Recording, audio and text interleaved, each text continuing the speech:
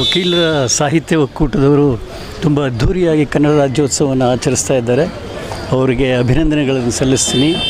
ಇದು ಸುಮಾರು 150 ವರ್ಷಗಳ ಹಳೆಯ ಸಂಸ್ಥೆ. ದಿವಾನ್ ಮಾಧವರಾವ್ ಅವರಿಂದ ಶುರುವಾಗಿದ್ದಂಥ ಒಂದು ಸಂಸ್ಥೆ ಇನ್ನೂ ಸಾಹಿತ್ಯದ ಒಲವಿನಿಂದ ಬೆಳೆಸ್ಕೊಂಡು ಇಲ್ಲಿವರೆಗೂ ಬಂದು ಮತ್ತು ಇಷ್ಟು ಅದ್ಧೂರಿಯಾಗಿ ಆಚರಣೆ ಮಾಡ್ತಿರೋದು ಭಾಳ ಒಳ್ಳೆಯದು. ಅದರಲ್ಲೂ ವಕೀಲರು ಭಾಳ ಮುಖ್ಯವಾದ ಅಂಗ ಸಮಾಜದಲ್ಲಿ. ಅವರು ಸಾಹಿತ್ಯವನ್ನು ಬೆಳೆಸಿ ಉಳಿಸೋದು ಭಾಳ ಮುಖ್ಯ ಅಂಥೇಳಿ. ಕನ್ನಡವನ್ನು ಬಳಸಬೇಕು. ಮನೆಯಲ್ಲಿ ಅವರ ವರ್ಕ್ ಪ್ಲೇಸ್ನಲ್ಲಿ ಎಲ್ಲ ಕಡೆ ಅವರು ಕನ್ನಡವನ್ನೇ ಉಪಯೋಗಿಸಬೇಕು. ಮಕ್ಕಳನ್ನ ಕನ್ನಡ ಶಾಲೆಗೆ ಸೇರಿಸಬೇಕು.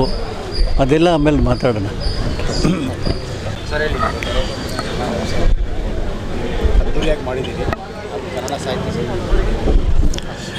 ಅದ್ದೂರು ಜೊತೆಗೆ ಅರ್ಥಗರ್ಭಿತವಾಗಿ ಒಂದು ಕನ್ನಡ ರಾಜ್ಯೋತ್ಸವವನ್ನು ನಮ್ಮ ವಕೀಲರ ಸಾಹಿತ್ಯ ಕೂಟದಿಂದ ನಾವು ಮಾಡ್ತಾಯಿದ್ದೀವಿ. ಎಲ್ಲ ಅಂಗ ಸಂಸ್ಥೆಗಳು, ನಮ್ಮ ವಕೀಲರ ಸಂಘ, ಕರ್ನಾಟಕ ವಕೀಲರ ಪರಿಷತ್ತು, ನಮ್ಮ ಸಹಕಾರ ಬ್ಯಾಂಕು ಮತ್ತು ಸಹಕಾರ ಸಂಘದ ವತಿಯಿಂದ ಮಾಡ್ತಾಯಿದ್ದೀವಿ. ಅನೇಕ ಹಿರಿಯ ಕವಿಗಳು, ಕಲಾವಿದರು ಈ ಒಂದು ಕಾರ್ಯಕ್ರಮದಲ್ಲಿ, ಗೌರವಾನ್ವಿತ ನ್ಯಾಯಮೂರ್ತಿಗಳು ಈ ಕಾರ್ಯಕ್ರಮದಲ್ಲಿ ಭಾಗವಹಿಸ್ತಿದ್ದಾರೆ. ಈಗಾಗಲೇ ನಮ್ಮ ಹಿರಿಯರು ಹೇಳಿದಂಗೆ ನಾವು ಕನ್ನಡ ಹೆಚ್ಚಾಗಿ ಬಳಸಬೇಕಾಗಿದೆ. ಕನ್ನಡವನ್ನು ಉಳಿಸ್ತಕ್ಕಂಥ ಜವಾಬ್ದಾರಿ ನಮ್ಮೆಲ್ಲರ ಮೇಲಿದೆ. ಆ ಕೆಲಸವನ್ನು ಮುಂದೆ ನಾವೆಲ್ಲ ವಕೀಲರು ಸೇರಿ ಒಟ್ಟಾಗಿ ಮಾಡೋಣ ಅಂತ ಹೇಳ್ತೀವಿ. ಕನ್ನಡ ರಾಜ್ಯೋತ್ಸವದ ಶುಭಾಶಯಗಳು.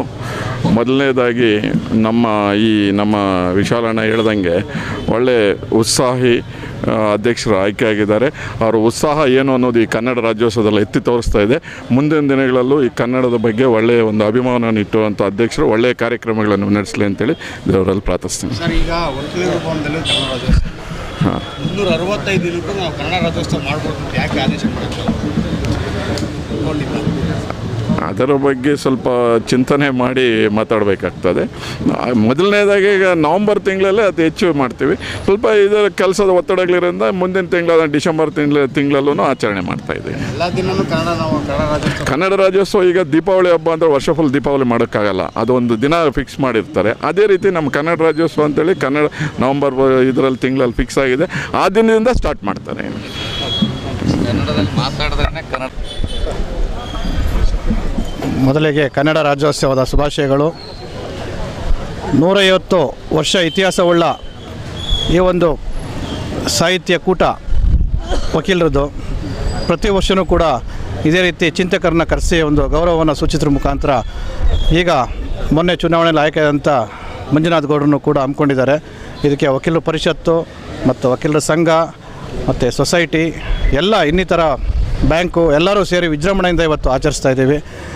ಹಳೆ ಬೇರು ಹೊಸ ಚಿಗುರು ಎಂಬಂತೆ ನಮ್ಮ ಚಿಂತಕರನ್ನ ಕರ್ಕೊಂಡ್ಬಂದು ಅವರ ನಡೆದ ಹಾದಿನಲ್ಲಿ ನಾವು ನಡಿಬೇಕು ಅನ್ನುವಂಥ ಒಂದು ದಿಟ್ಟ ನಿರ್ಧಾರವನ್ನು ಹಮ್ಮಿಕೊಂಡು ಇವತ್ತಿನ ದಿನ ನಾವು ಈ ಒಂದು ಕಾರ್ಯಕ್ರಮವನ್ನು ಮಾಡ್ತಾಯಿದ್ದೀವಿ. ಮುಂದಿನ ಪೀಳಿಗೆಗೂ ಕೂಡ ಇದು ಬೆಳೆಸ್ಕೊಂಡು ಹೋಗಲಿ ಅಂತ ನಾನು ಹಾರೈಸ್ತೇನೆ. ಕನ್ನಡ ರಾಜ್ಯೋತ್ಸವದ ಶುಭಾಶಯಗಳು ಎಲ್ರಿಗೂ. ವಕೀಲರಿಗೂ ಸಹಿತ 150 ವರ್ಷಗಳ ಇತಿಹಾಸ ಇದೆ ಕನ್ನಡ ಸಾಹಿತ್ಯ ಪರಿಷತ್ತು ಕೂಡ. ನಮ್ಮ ಬೆಂಗಳೂರು ವಕೀಲರ ಸಂಘದಲ್ಲಿ ಎಲ್ಲ ಪ್ರತಿಯೊಬ್ಬರು ಕೂಡ ಕನ್ನಡದಲ್ಲಿ ಮಾತಾಡಲಿ, ಬಟ್ ಕೋರ್ಟ್ಗಳಲ್ಲಿ ಕೂಡ ಕನ್ನಡದಲ್ಲಿ ಮಾತಾಡಲಿ ಅಂತೇಳಿ, ಕನ್ನಡದಲ್ಲಿ ಜಡ್ಜ್ಮೆಂಟ್ಸ್ ಕೊಡಲಿ ಅಂತೇಳಿ ಹೇಳಿ ಬಯಸ್ತಾ